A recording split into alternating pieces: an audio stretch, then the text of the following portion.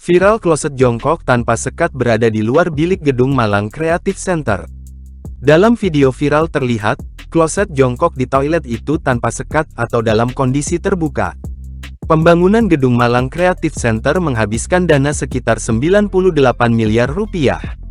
Dana itu diambil dari APBD tahun anggaran 2021 senilai 25 miliar rupiah, dan APBD 2022 senilai 73 miliar rupiah.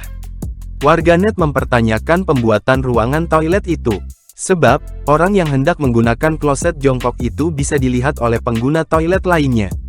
Kloset jongkok tersebut terletak di toilet pria yang berada di lantai 3. Di sisi lain, terdapat satu kloset duduk yang berada di dalam bilik atau terdapat sekat di toilet itu.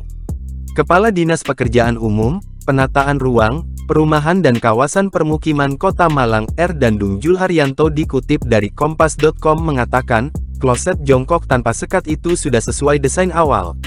Namun, Dandung tak bisa menjelaskan alasan DPUPR PKP Kota Malang membuat desain kloset jongkok dalam kondisi terbuka atau tanpa sekat. Ia menyebut, pembangunan infrastruktur gedung 8 lantai ini sudah selesai. Sedangkan pengelolaan gedung sudah diserahkan kepada Dinas Koperasi, Industri dan Perdagangan, Diskopindak, Kota Malang. Kalau memang ada yang kurang kata Dandung, nanti mereka yang nambah, misal nambah sekat itu.